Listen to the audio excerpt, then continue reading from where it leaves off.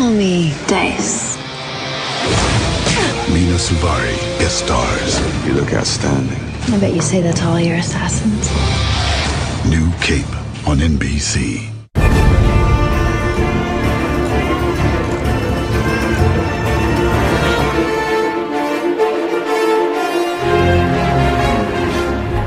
Welcome to Canceled. Canceled is produced by producer extraordinaire Mike Moody at the Permanent Record Studios here in Austin, Texas. We're talking Cape. That's Mike MacRae. We are up to episodes 5 and 6 of The Cape. Mike, how's things? Very good, very good. Nothing to report, but I had fun watching these. Did you? Because I had fun watching one of them. This show never ceases to confuse. I mean, It's very confusing. There's just a wealth of confusing things in the show. These episodes in particular, I want to say 5 in particular, very confused. Like, they are not sure what they're doing, so there's no way for us to be, I think. It's kind of where we're at. I think you're right about that. Let's just jump into it, because honestly, I have a lot to talk about in a couple of these episodes. Go ahead. First of all, the first one we watched, a horrible revelation. About Rollo? Yeah. Being a sexual predator? Yeah, that really bothered me. No. That's this one, right? The raccoon. Oh, the raccoon's dead. Yeah, that bummed me out too. I watched it. I'm like, oh, Chris. That really bummed me out. I forgot about that. But also, so we find that, so episode 5 is called Dice. At one point, Vince has gotten them their police records, I'm assuming. Yeah. And they're burning them, but they're going through and laughing at all the like silly things they've been arrested for or whatever. And one of the things Rollo, the little person, has been arrested for is like, going up to women, saying, "Who's your daddy?" and exposing himself to them. I missed that. Yeah, what? It's 100% said. Was it written down? Because I know they showed. No. They say it out loud. Oh, and Rollo's like, "Hey," like snatches the paper out of the guy's hand. There's a lot of cross talking that scene. There is, but that really. I was like, well, man. That's okay. Like there was, because he's been kind of like, he's a horn dog, but Right. it seemed like and I don't want to say harmless because he's like a little person way, but in like he's like, he's like, hey, you want to come for a tour of the circus? Like. That's just a person hitting on someone. He's just girl crazy. He's a little girl crazy. No, he's a fucking full-on creep, and that bums me out. Like, I know he's not the hero, but he's, like, on the good guy side. Don't make that guy also a creep. They do try to keep, like, reminding you, like, these characters are criminals. Remember that. But they don't have to be that kind of criminal. No, There's, no reason for that. Bank robbers. I like bank robbers. I don't like banks. Like, I get that. But yeah, don't make them sexual predators. That's not helpful at all. So we're set up. This episode is about a girl whose superpowers are math, apparently. I think it boils down to, so she's a savant. Her name is Tracy. And we see her as a child, and she's like predicting. 10 years earlier. Is it 10 years? I wasn't sure about that. I'll make a point about that. Please, because I was confused about the age, because Mina Suvari is not 10 years older than that girl. That's exactly what I was She was showing her boobs in a movie 12 years before this. She wasn't a 5-year-old girl. Yeah, that girl is like maybe 6, and I thought, because I was confused, like, because Mina Suvari is clearly in her late 20s in this, maybe 30. She's not 16. But also, how old is Fleming? Because he looks exactly the same. He has the same haircut in both timelines. Yes, exactly. Also, can we talk, while I bring it up, can we talk about Peter Fleming's haircut for a minute? Yeah. It's particularly atrocious in the next episode, but it's like it was cut by accident. It's like he went to like barber college, but like on the first day, so no one's like trained. It's helmety. Short, but it's everywhere. It is a mess. So I just wanted to bring that up. One time I saw an episode of The Office where Jim's hair looked fucked up, and I looked at it, I was like, that's a wig. And I was like, oh, did that actor fucking start losing his hair or whatever? Yeah. Probably like shooting a movie. I looked it up, and he was shooting that Leatherheads movie at the same time, so they had to shave it. So maybe this guy, maybe they had to have a wig thing. I guess. I don't know. It's a mess. So her name is Tracy. She's able to like, she's predicting the rolls of dice. Then you see like computations, beautiful mind style floating in the air or whatever. Yeah. And she says, he walks in, her father works for Fleming. He's like a research development scientist or whatever. Fleming walks in and she's like, you're the guy that's going to kill my dad. And that I'm going to kill you. And I was like, oh, okay, this could be interesting. It's not. It's just very confusing. So she can predict the future. Here's the using thing. math So she is so on the quantum it's level. some quantum level bullshit. There's so much jargon in both of these episodes that are just not actual. Very, very Avengers Endgame-y. Yeah, but at least they're making up science. That it's like there are no tesseracts. So whatever you're saying, I don't mind. Right. But like in the next episode, we might as well say at one point Orwell's like, if I could just bump a couple more gigabytes into my whatever, then I can get past this firewall, provide a data, and snoop out the spider I set up their IPS. And it's like, well, we don't need any of this. This isn't adding anything. Just be like, oh, I almost cracked it. That's all I need to know. We get it. Tippity tap on your keyboard. I understand. You got that verbatim. I kind of made a note that made me angry. So it turns out, then we cut to the futures 10 years later, and we see Fleming selling a device called Tracy. And apparently they've mapped her brain to make a computer that has the same future telling ability as she does. And he just demonstrates it by buying a stock on the market and then it doubled. He bought $1 million worth of some stock and then 10 minutes later it doubles because he knew what was going to happen. I have several problems with this device, not the least of which is that he says, this is Tracy. And it's TARACE. It's an acronym. That does not spell Tracy. Right. It spells trace. If anything, it spells tracky. I'll let that slide maybe. But throw a Y on the acronym. You're making it up. That really bothered me. I same thought. Yeah. Maybe it's just like Trace E. I don't know. Throw an extra E. Give me something. You put the word trace on my screen. I know to read. Yeah. Here's my other problem. He has a computer that can tell the future, right? And then later on in the episode, he's like, we find out that he's like, he's like, oh, you want Tracy here? And he throws one at Mina Shavar, and he's like, we go into mass production in 2 months, in a year, the Tracy will be as ubiquitous as the toaster. Then it's useless. If everybody can just tell the future, then it's a stalemate, right? Yeah. And also, wouldn't you then, if your computer can tell the future, and you know other people can tell the future, wouldn't you change your course of action based on what you're seeing? But then also, wouldn't those people then know you're going to do that? You know what I'm saying? There's and also, it's a dumb MacGuffin. You're right. Yeah. The whole thing's stupid. I mean, it's very stupid. I get mad. It goes way beyond plausible. Whatever you call it. Yeah. But yeah. So that stock thing. That would just destroy the economy market. Immediately. It would crash the entire fucking economy immediately. I also add, I literally wrote down, if you, he would immediately be murdered by a government, right? There's no, that doesn't, you don't get to just have this device as a dude. That's just not going to happen. That really annoyed me. I also, we'll get to there are so much future problems in this episode. So, Mina Shavari's name, she goes by the name Dice for some reason, and they have written her with the dumbest lines at one point. Because, Cape keeps, she's, doesn't see Cape coming for some reason. That is completely unexplained, by the way.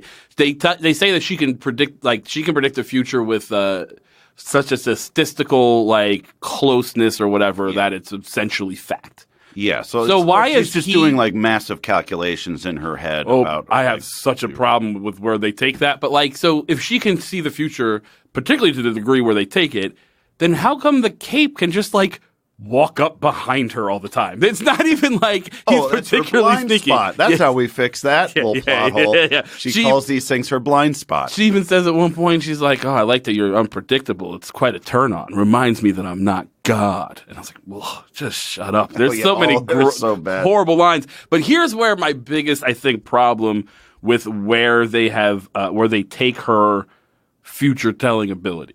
Mm-hmm. So she's back to kill Chess because Chess has killed her father and then kept her hostage, I guess, to map her brain and blah blah blah.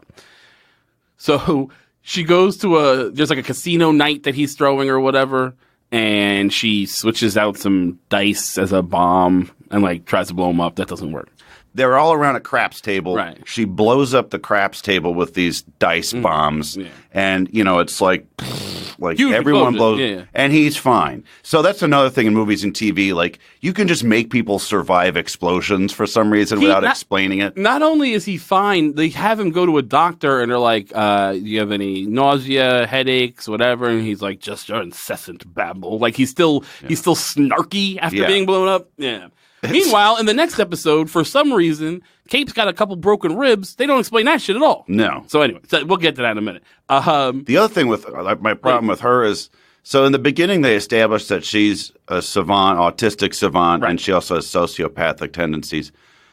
That's not what her character is at all. No. She's like a supervillain who's always saying like snazzy things and clearly motivated. Like we've seen Rain Man, he didn't have one-liners. He just had shit he would mumble over and over. Right.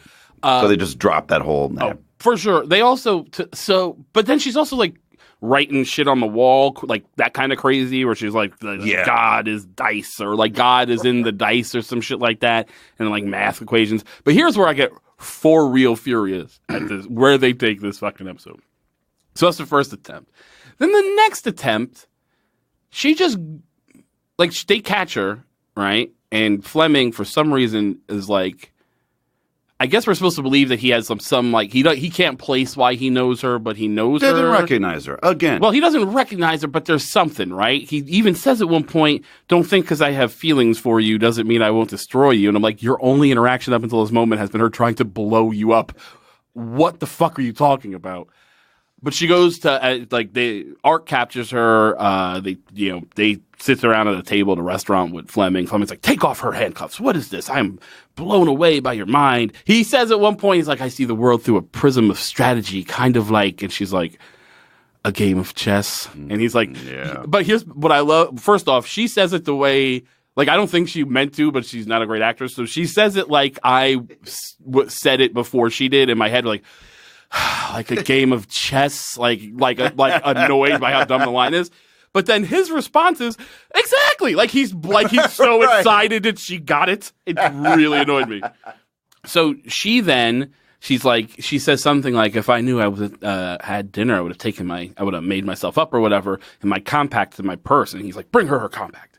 So she opens up her compact ostensibly to do her makeup. She uses the mirror to blind a bartender who's like washing glasses so that he'll drop his glasses. And she has like a coin that she rolls an impossibly far distance, by the way. Unlike, it goes across carpet. It's insane.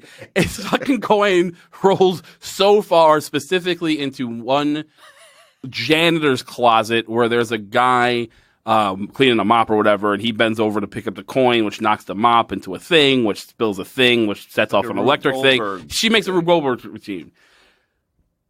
That's not how predicting the future works. This made me so mad.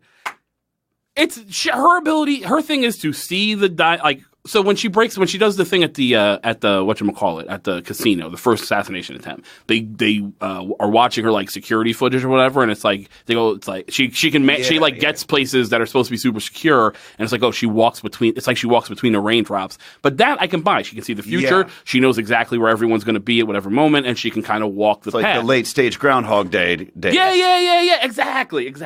But this is controlling the future. It's a whole other a skill set that is not part of what you just described. You're right. It made me so, and they do it, and for the rest of the show, that is just her power. That's what just what she can do now, including sending an elevator full of gas up to a floor of a. I don't even understand what that was supposed to be.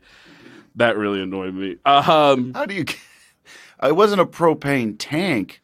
No, it was somehow she filled just one elevator with propane. Like propane gas, like natural gas or whatever, to then blow up wherever Fleming is going to be. But where she also is, right?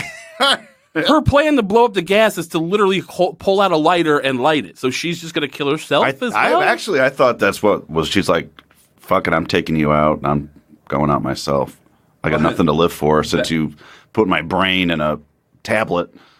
Yeah, but then we got so Vince and Orwell are at odds because he's like, so his thing in this episode is like he has to protect Fleming. He can't let her kill Fleming, ostensibly because if he dies, then there's no way to prove he's Chess, which is not true. Yeah. Just like, it'd be easier. He's not actively stopping you. Like, you can just dig into all. The end result is never going to be getting Fleming to admit he's chess. Yeah. You know what I'm saying? So, like, once he's out of the way, you can, like, do research and shit.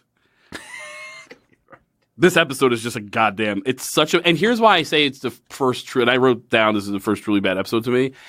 It's boring. It is boring. It is boring. There's so much like talk about destiny and whatever. And like the other episodes are bad because they're dumb, but like shit's happening all the time. Dumb, wild shit that doesn't make any sense is happening, but at least it's happening. There's just so much downtime in this episode that, it bothered me anyway. Also, I got annoyed at Fleming at one point because he, or not Fleming, at Vince because he has to go save. He's like, oh, she's going to try to kill him here. And he takes off. And Orwell's like, where are you going? He's like, I move faster alone. No, you don't. She drives you everywhere. She's constantly picking you up and driving you places. It's like every episode that happens. It's true. Yeah, so that's annoying. I'm trying to remember, like, oh, that's the other big fucking thing, the tightrope walk. Oh, yeah. I couldn't. Oh, God. That's made me so mad. So he figures out, or he has to get into this building, which has security all over it. And somehow he eyeballs this and assesses the situation. Well, Orwell tells him, you might as well just parachute in. And he's like, a parachute? Yeah. And then that means tightrope walking. I don't even know. I get like going on. He's like, I got a tightrope walk from one building to another. Right. And this is just a device to like utilize these carnival fuckers. Yeah. I mean, which is so he gets to have a little training session with this little hot one that you haven't heard from before. Can we talk about that for a second? Because his response. So he goes to like Max and is like, "Can you train me to be an expert tightrope walker in 2 days so I can tightrope walk 40 feet in the air between these buildings or 40 stories up between these buildings, whatever?" And Max is like, "Oh, you're never going to be able to do that. You're going to die. You might as well kill yourself." And the mesmerizer guy is like, "Well, maybe I can just like hypnotize him into being a tightrope walker," which he also doesn't do. That's what I don't understand. So they have this session where he's like, when you wake up in the middle of the night to go walk to the kitchen for a glass of water, you're not thinking. You're kind of half awake, half asleep. You're just one foot in front of the other. It's just a walk to the kitchen. So when you're tightrope walking, you'll just see it as a walk to the kitchen. But then when he tightrope walks, he absolutely does not see it as a walk to. He just tightrope walk. He just has to tightrope walk. Yeah. But so here's my other thing: the hot number, the hot tea. I'm an old man. The hot yeah, mama. I tell you, yeah. He's foxy. I tell you that. She's like, all right. She's like, it's about center of gravity, blah, blah, blah. And she's like, look, put your hands on my hips. And he's like, hips? I don't know if I can. Will you grow the fuck up? She's going to teach you to tightrope walk. You might have to touch each other at some point. Fucking child. That made me so mad. His response to the idea, like, I guess is supposed to be like, oh, I'm a married man. But she didn't say, stick your fucking dick in me. She just said, touch my hips. We're both fully clothed. Yeah. That's no different than dancing. It's just dancing or fucking playing pool. I mean, playing pool, that's always a sexual move in the movies. But you know what I'm saying. The idea of like, that really fucking annoyed me. And then I also, all right, please, let's get back to the title. Why did he have to tightrope walk? Why did he just do the Batman thing? Which is what he eventually ends up, zip line or whatever. Zip line, yeah. Well, I guess because the one built, they're like the same height or something. I don't know. But also, he doesn't successfully tightrope walk. He falls off halfway through and has to cape his way over. So just fucking cape your way over. Start doing it that way, yeah. Start from the beginning with the cape. Secondly, in both of these episodes, he's just like not using the cape anymore. That's right. At one point, he has a fist fight in the next episode with one of Scales' henchmen, and he's got like broken ribs, so it's like taking him a while. I'm like, just fucking cape this guy. He's a fist fight. He's a thug. Just cape him out of the way. He's not like, I get like, when it's time for like if he was going to fight Scales or somebody, there'd have to, you're making it more dramatic. You need a real fight. But this is a henchman. Yeah. You've caped multiple henchmen. Anyway, that annoyed me. I'm getting annoyed by a lot of this. Not the least of which, who's writing this fucking comic book? Oh, yeah. Because at one point in this episode, he's like reading she's reading the comic book to the kid or whatever. Yeah, right? yeah. And she's like, the bad guy who yells at the cape, like, you'll never get your wife back. So Is somebody riding the cape to Vince's life? Oh, do you understand what I'm saying? Yeah. Like, how are they paralleling each other? Yeah. Oh, fuck. Oh, God, that's so dumb. Oh, there's a lot more dumb. There's a lot dumb coming. So much, God. So he has to tightrope walk across this thing, which he does poorly. He gets there just in time to save Chess from getting blown up by the elevator full of gas. She runs away, but Orwell also can end up in her blind spot for some reason. I don't know. Very and convenient that both of them are blind spots. Catches her, handcuffs her to a thing, punches her to the face. Yeah, that's the thing. They've punched each other in the face now. Well, what's her name? Well, Dice has pistol whipped. That's what it was. Yeah, oof. The other one. So now she gets to punch her in a little bit of revenge. Orwell gets to punch her back. But then, which if you saw this woman who played Orwell, this lady who plays Orwell is a very slight, dainty female. Yeah, well, if you pistol whip her, what would happen to that woman if you just if you pistol whipped her as she's woman, not a superhero. Yeah, she would probably fracture into many pieces. However, I will say she plays the lead. Oh, why am I drawing a blank on her name? The lead super badass on in the Serenity movie, also Firefly. Yeah. And she is badass and like a real ass kicker in those things. So she for no reason at all should not carry over into this. I just have that in the back of my mind when I see her. Gotcha.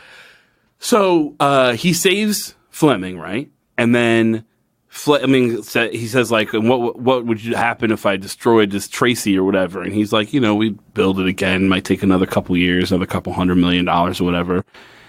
And then Kate picks up the lighter that Dice was going to use, goes, bill me, and blows up the fucking thing anyway. And then dives on him to like save him from the fire or whatever. But like, God. I would also like to add, when he gets there, it's some like cocktail party or whatever, right? And she's going to blow up everybody. She don't give a fuck. Right.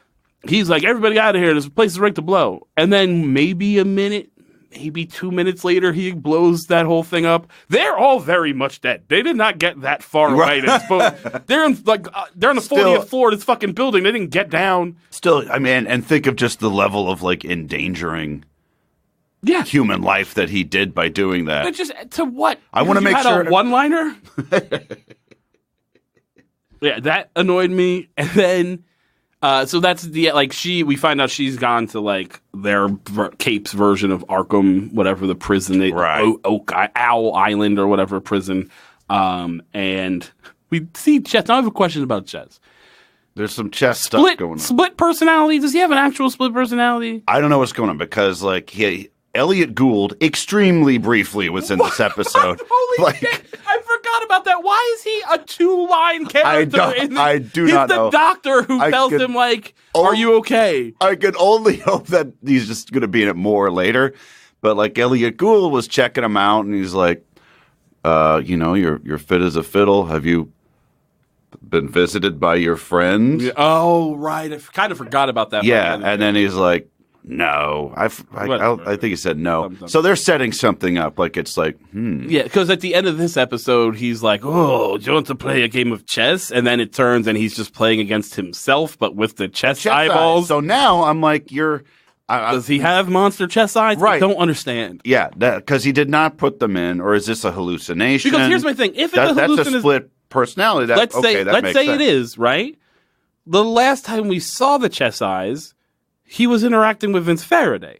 Yes. Yeah. Right? So it's not a hallucination. This fucking show. And then on top of fucking all that, by the way, on top of fucking all that,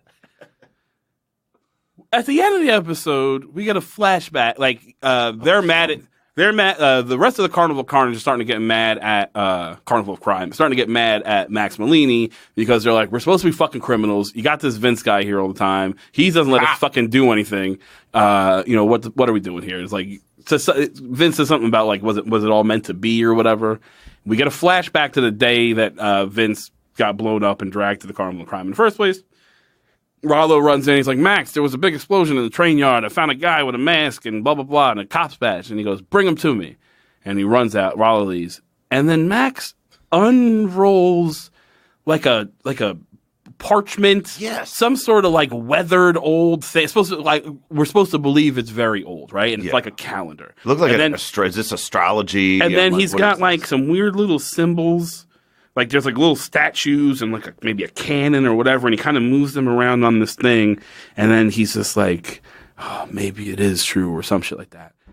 So now there's a fucking prophecy. There's a prophecy, yes. You can't just add that into the stuff that's already going on. It's so dumb, particularly for a show that can't decide if it's supernatural or not, to just add a goddamn prophecy in the middle of the season. He's just a fucking... And, like, I was trying to find an actor's name at one point, so I was Googling the cape, and, like, old reviews came up, and one of them was, like, NBC gets its own Batman with the cape. And I was like, no, they don't, because that fucking Batman has the decency to just be about a rich dude whose parents died, and now he fights crime, and that's it. There's no deeper horseshit. Right, yeah. There's no fucking prophecies. He's not maybe supernatural. He's just a rich dude who can buy shit. That annoyed me. This episode really made me mad. I can tell you're hot. I'm hot in this episode.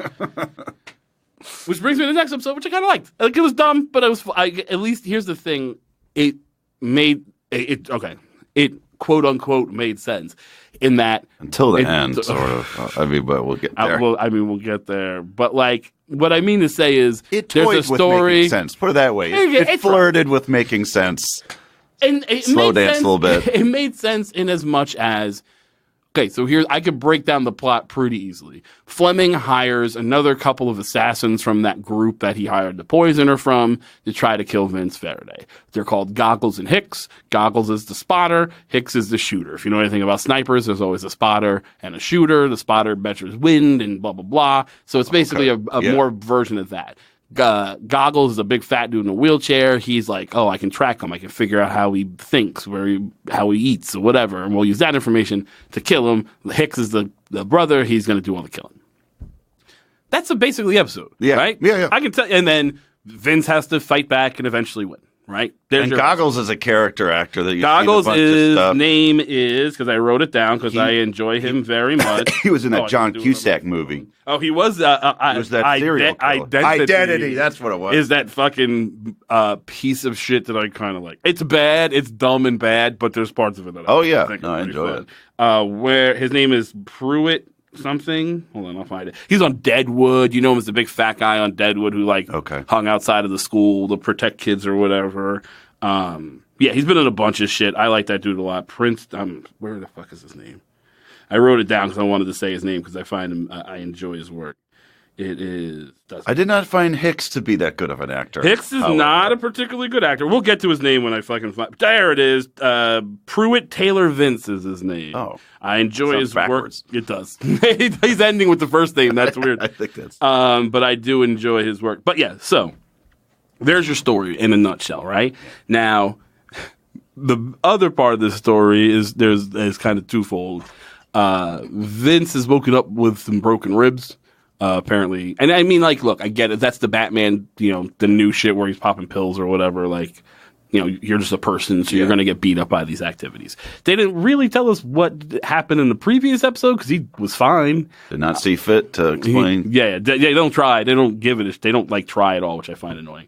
But it does imply to me that he's just out fighting crime. So he is not necessarily fully focused on his mission. Is he, though? Is he Batmaning it up and just being outside, like, saving women from being mugged? Or is he only going after Ark shit? Well, you would think he's only going after Ark shit, but I think what it implied to me from him just having random wounds is he's out fighting bad guys. I guess. I think he's Batmaning it.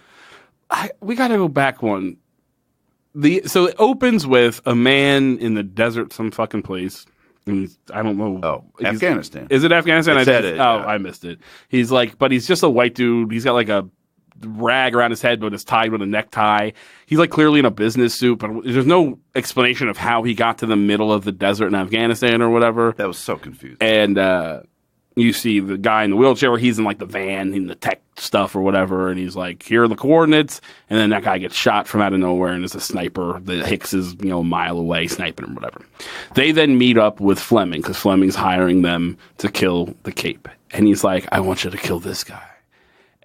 He hands him a copy of the fucking comic book, The Cape.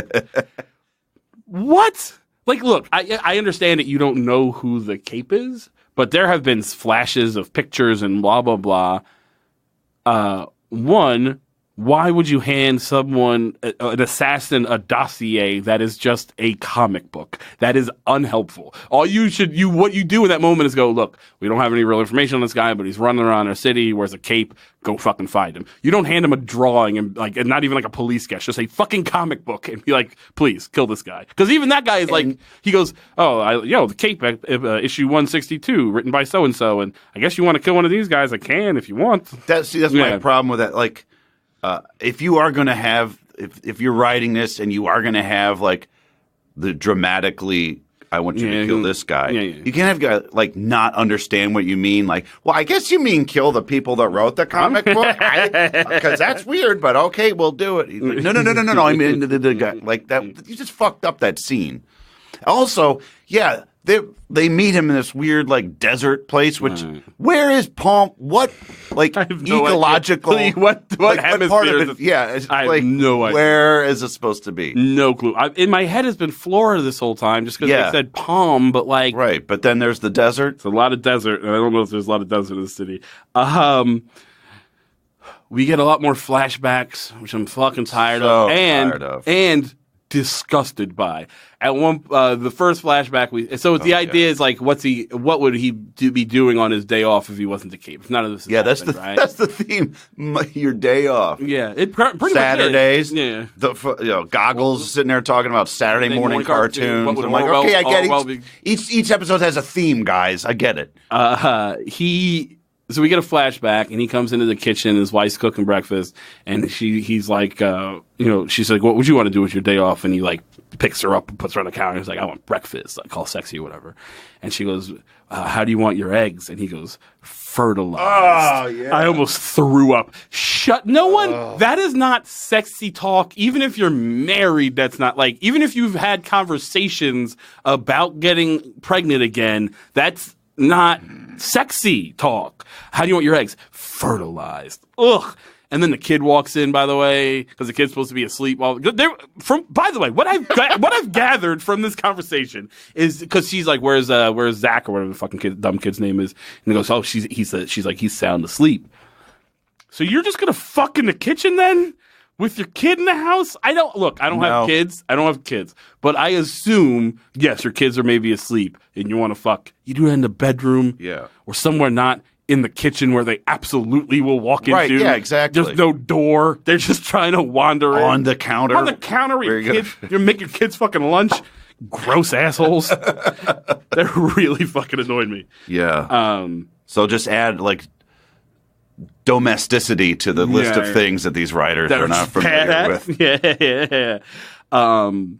So basically, Max convinces. By the way, and the worst thing is the kid walked. He heard everything. Heard every word about it because when he leaves, he's like, "By the way, because they're like, you want a brother or a sister?" They're saying like maybe he gets a brother, maybe he gets a sister, and when he's like, "By the way, I'd rather have a dog." So he heard all that fertilizing egg talk. Bad parents. Fucking equals kids. Yeah. That's how we learned. So basically, they're continuing the story of like the carnival being mad at Max because Vince is always around or whatever. And Max is like, "Look, Vince, you got to take a day off. Your body is falling apart. You're clearly in pain. Like you're just a person. You can't be the Cape all the time." It's like, "I can't take a day off," or whatever bullshit line he comes up with. But then he just decides to take a day off. Like he has this whole thing and he's like, "You know what? You're probably right." So what does he do with his day off? This man who's so intent on protecting his family that he is pretending to be dead so that no one will connect the Cape or his activity. He will no longer be a threat to his wife and son. He goes to his kid's baseball game. And no mask, not even wearing a hood. Disguise. Not even wearing a hood this time. A lot of times it's like, oh, they won't see him because he's got a hoodie on. He's just wearing a baseball hat at a baseball game. It looks like every dad there. He's not even far away. He's not like sitting in the car watching through binoculars. He's just like outside the fence line. Made me so. And again, his dumbass kid doesn't fucking realize. Also, by the other thing, ARC is like a multi-billion-dollar corporation. All the resources in the world at its disposal, right? Yeah. How the fuck did Goggles and Hicks figure out who the Cape is in 25 minutes? Oh my god! Yeah. They run one Google search. They follow him to a house. They follow a guy to a house. Jesus. They go, oh, this guy's like they something about their whatever reason they find an address and they go, oh, who used to live at this address? It's Vince Faraday, and then they pull up seconds later. It's 20 minutes. They like have a picture of him at the kids' baseball game. That's like. I mean, I guess the only implication that I can think of is that like these guys are just so good at that. They're better than anyone on I guess Earth. that's the idea, but they didn't do it. Like, you have to show us that. You have to show them find the most minute clue and then trace it back to a thing through a series of, like, insinuations and whatever. All they did was get his actual address and then find out who lived there. I feel like I could do that pretty ezy. Yeah, you can. It's public information. Like, you don't have to break into anything. Oh, yeah. And then here's this fucking line. So they realize, like, we need to bait the Cape, right? Because they're going to hit him with this tracker so they can figure out where he's going. That's how they find the address, by the way, is they track him. And also, they're being paid to kill him. That's what they're being paid to do. 100%. But they're sticking to this thing where, like, we want to get to know them. Yeah. We want to get to know our victims. And then, if you can find him to track him, then you can kill him. They literally shoot him from a distance with like a tracker dart from a rifle. That dart could just be a bullet. Right, is what I thought they were doing at first. I'm like, why didn't that? They basically set a trap where they send a message to Scales pretending to be the Cape, and they send a message to Cape pretending to be Scales, saying the gift of the Magi of them. Essentially, each one is going to show up because they think the other one wants to make a deal. Which, by the way, what the fuck are you talking about? When we first hear this, Orwell's like, "Oh, we got a message from Scales. He wants to make a deal. He has information on Fleming, on Chess, and he wants to make a deal." The Cape's not the fucking DA. What do you mean make a deal? Right. He's just the Cape. So they both show up. They both show up to this meeting. Scales was confused too. Scales was also like, "What? Why? What is this deal you want to make?" At one point, he says, maybe this guy, because they're meeting in a church, and he's like, maybe this guy's a priest. He does wear a hood. I don't know, priests wear hoods. I had the same thought. Yeah, monks. Yeah. You're thinking of monks. I'm assuming. Yeah.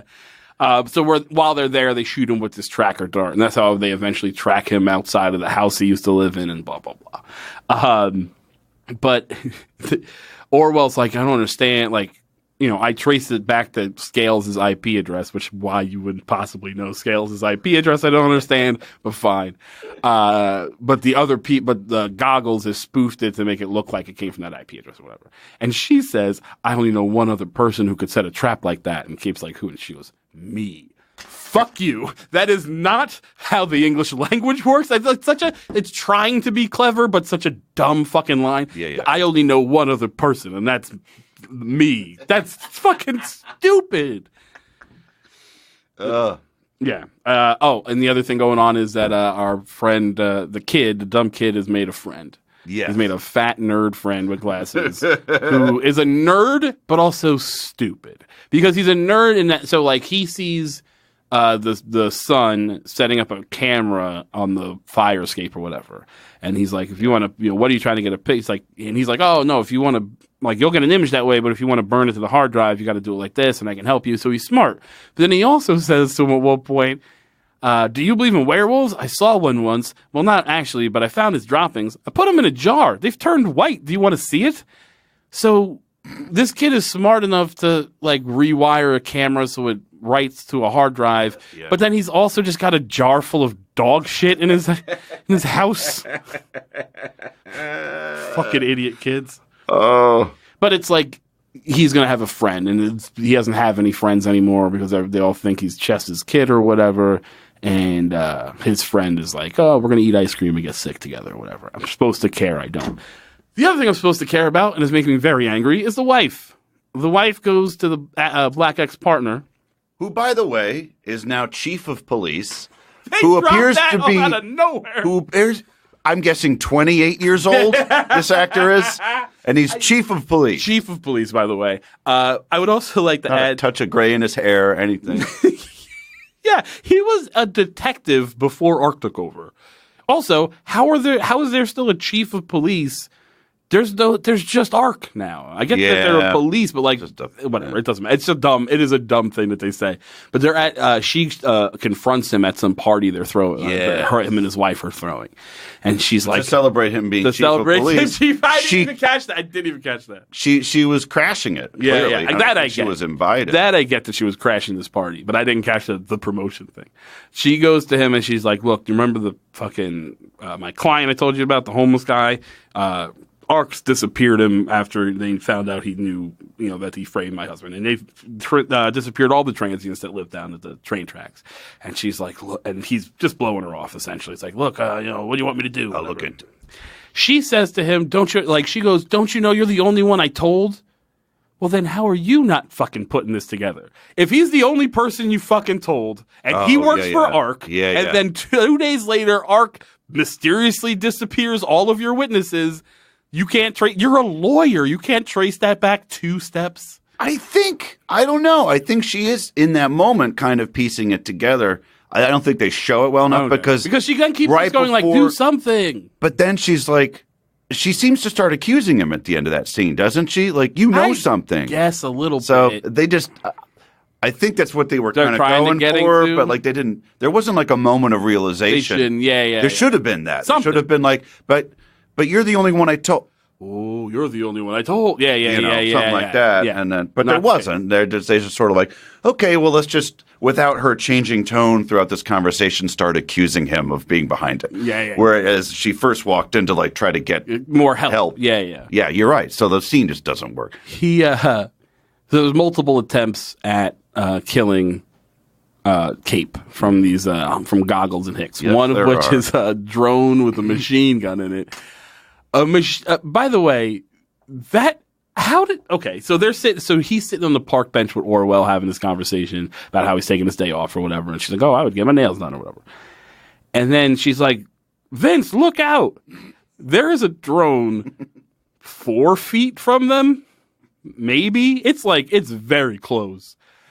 It has a fully automatic machine gun in it that is so powerful that it explodes an ice cream truck. Ice cream trucks historically full of very flammable materials. It blew the fuck out of that thing. It exploded. It hit 2 bullets and exploded. By the way, can we talk physics here? The recoil that fucking drone of a fully automatic machine gun. That's so stupid. It would send the drone back almost with equal velocity. At least it is so, and they don't even do here's the thing. Have the moment where they're in the van, right? And Goggles goes to Hicks and is like, haha, check out my new toy. And he shows it and it's like, counter thrust propulsion to compensate for recoil. That's all you have to say. One sentence. I just made it up off the top of my fucking head. Just completely made it up. You couldn't write that one moment into this show to try and explain how this could possibly work.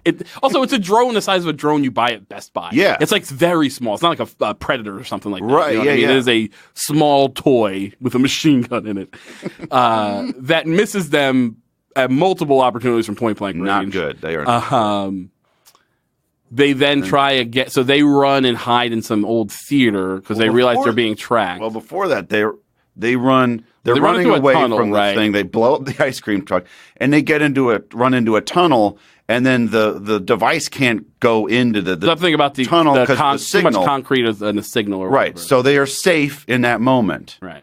Okay. Clearly, they're thinking, just stay in the fucking tunnel until the battery runs out. Or I would also like to add, just shoot into the fucking tunnel. If you're the drone, well, that's a wildly open tunnel. Yeah. You have a machine gun. Just shoot in there. Exactly. Unless you have to be 4 feet away to shoot. I don't know. And then also, it's an open-ended tunnel on both ends, and it's very narrow. It is literally just the length. It's the length of a bridge. Yes. It's like the width of a bridge on the top, right? So it's just going like an overpass more than a tunnel, right? It has to go up and over to look back in to see if they're still in there. Why is that? I can see the other end from here. I don't understand what's happening. There's a lot of weird decisions it makes. So they realize that they're not safe out in the street or whatever. So they run and they go to. Did I miss one? Well, then they ultimately keep chase, fight. Yeah. He destroys the drone. Right, yeah, because he destroys the drone by He might as well have like painted a tunnel on the side of the wall and let it run into it. He just like runs at a wall and then moves away at the last second, and then it runs into a wall. And so it smashes, and then he knows there's a camera in it, so he's like he indicates that like they can see each other before he smashes it. Yeah. Then or cut to hours. It's dark. Yeah. Orwell's there.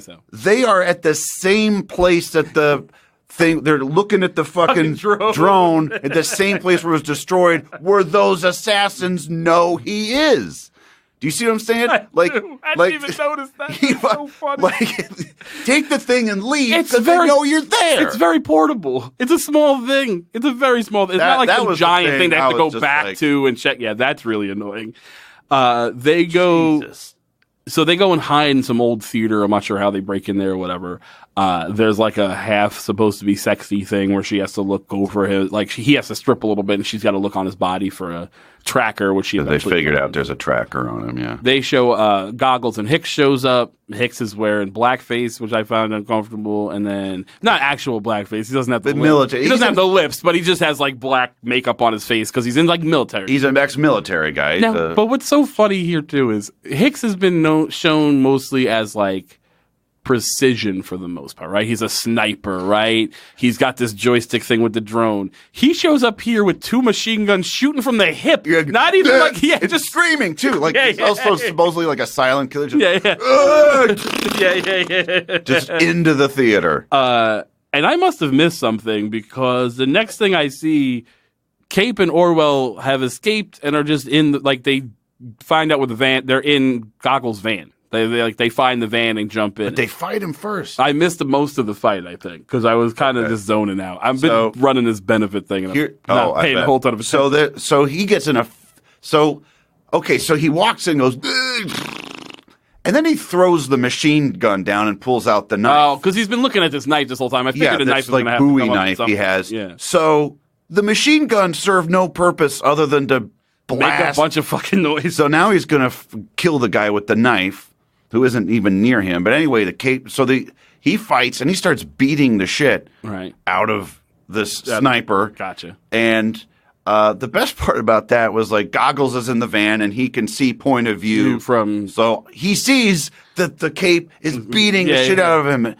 And the Goggles is like, come in. Hicks, come in. What's going on? I'm like, you see it. You see on your screen that he's getting the shit beaten out of him. Right. And he's like, what's happening? Come in. Like, he's trying to, like, talk to him. I'm like, the dude's fucking fight. Like, yeah, I don't know. You're not adding... This isn't a thing where you have to give him information for strategy. He's in the middle of an actual physical fight right now. But eventually, they beat him enough that they get away. They find the van. They jump in the van and start driving away, taking Goggles with them, right? Yeah, Goggles is wheelchair bound. Goggles is in a wheelchair. By the way, he's in a wheelchair. Like, I don't know what to do. By the way, that is not an exaggeration. He's in the back of the van in the wheelchair, right? They drive off, so the wheelchair kind of rolls backwards in the back of the van, and he starts going like, I know. He's making the goofiest fucking noises. That was satisfying because you hate these dudes. Sure. And seeing them scared is... also, by the way, the guy in the wheelchair's code name with the assassin group is the Chariot, which I found funny because he's in a wheelchair. And then, So then they drive away. Fucking Hicks jumps on top of the van. They drive for a little bit. They knock Hicks off the van. They drive away. They've ostensibly taken Goggles hostage. You would think they would question him. Then there'd be some sort of really false. There'd be some sort of scene where they question him. Who hired you? We never see him again. The last you see that guy, never see him again. Yeah, I know. Help me. Yeah. We then see Hicks meeting with Fleming in the desert, and he's like, Fleming says like, where, is he dead or whatever? And he's like, I'm not empty-handed. You come back to me empty-handed. He's like, not empty-handed. I have this, and it's just like a string of the cape, like a piece of string material from the cape or whatever. And he tells Fleming, like, he's taking Goggles, and he's like, well, you better fucking go fucking kill this guy. I hired you to kill this guy. And he's like, I don't work without goggles. It's how we work. And he's, well, whatever. And he's like, I also have, meanwhile, he's gotten this, like, thumb drive with all of Vince Faraday, like, all their information on the cape, that it's Vince Faraday, where his wife lives, blah, blah, blah, all that shit.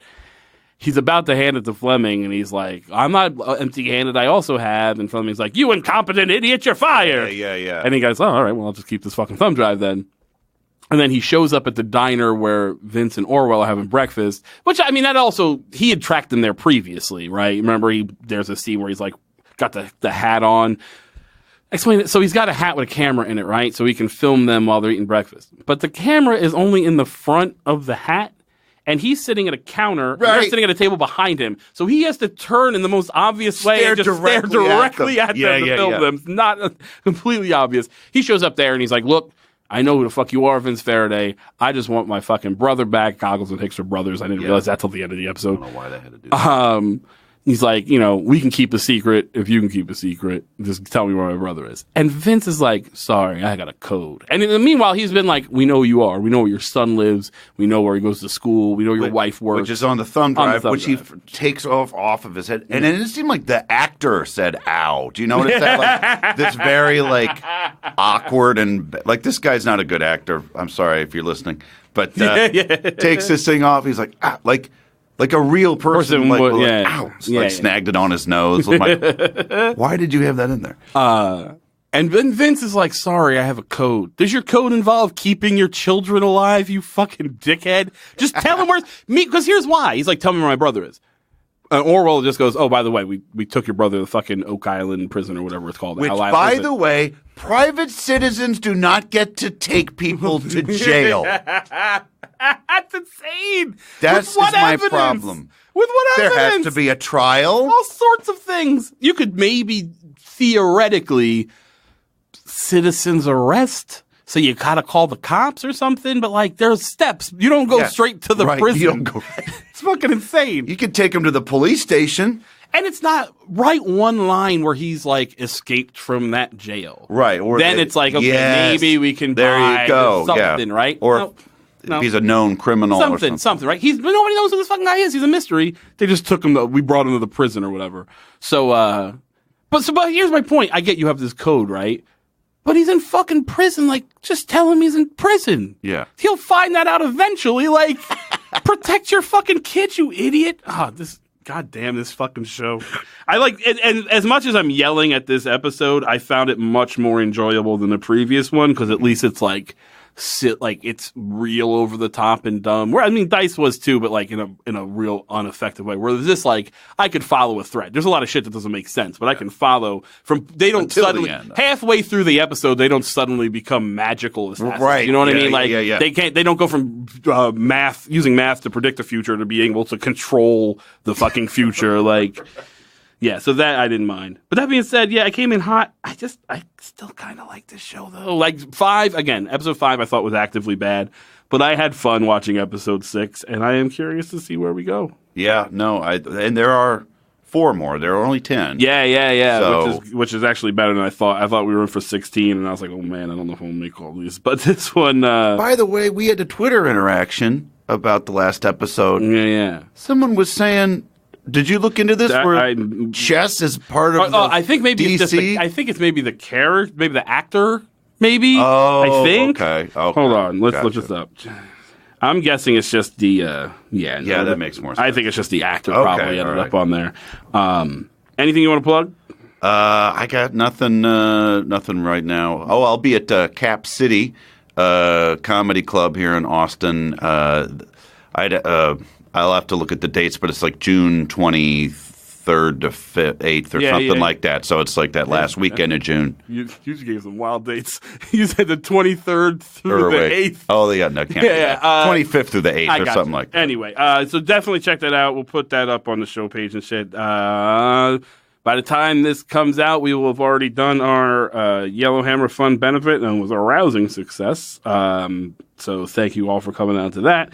Check out my shit online for more dates and shows, and tell your friends about this show. Rate, review, subscribe, do all that good shit. Thank you again, and we will see you next week. Hey, and R.I.P. Raccoon. R.I.P. Raccoon. Okay, I know I almost already said we'll see you next week. I do like that they addressed the raccoon, and that they were like, "Oh, the raccoon!" They had the same reaction I did. Okay, they were I'm sure upset fans about it. There were fans who were like, "What happened to the raccoon? Bring that back!" We'll see you next week.